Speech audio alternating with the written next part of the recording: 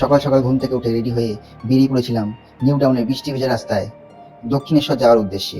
ম্যাডামের জন্য মেট্রো স্টেশনে 200 ঘন্টা ওয়েট করার পরে দেখা মিলল ম্যাডামের।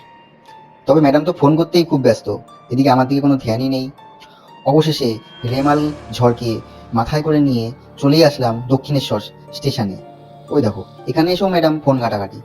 টোটো করে 20 টাকার বিনিময়ে চলে আসলাম দক্ষিণেশ্বর মন্দিরে। আকাশে চারিদিকে শুধু মেঘের ঘনঘটা। কখন ঝড় আসবে, কখন ঝড় আসবে, ঢের এসব কি পাত্তা দেয়। পুজোটা তো দিয়ে নিই আগে, মা যখন ডেকেছে তখন পুজো তো দিতেই হবে।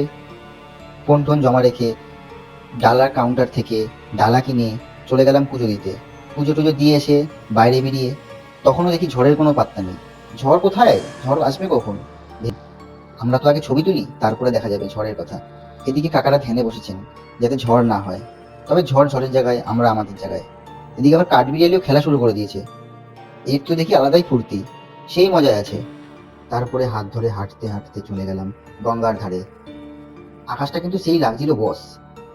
গঙ্গার ধারে দাঁড়িয়ে হাওয়া খেতে খেতে ভুলেই গেছিলাম পেটে ইঁদুর বাহিনীর দল না খেতে পেয়ে অজ্ঞান হয়ে গেছে। একটা ইঁদুর এমার্জেন্সি নাম্বারে কল করে আমাকে বলল, ভাই খাবার দে। তাই চলে গেলাম পাশের একটা ক্যান্টিনে, আর পেটের মধ্যে ভরে নিলাম লুচি, ছোলার ডাল, দই বড়া, মিষ্টি।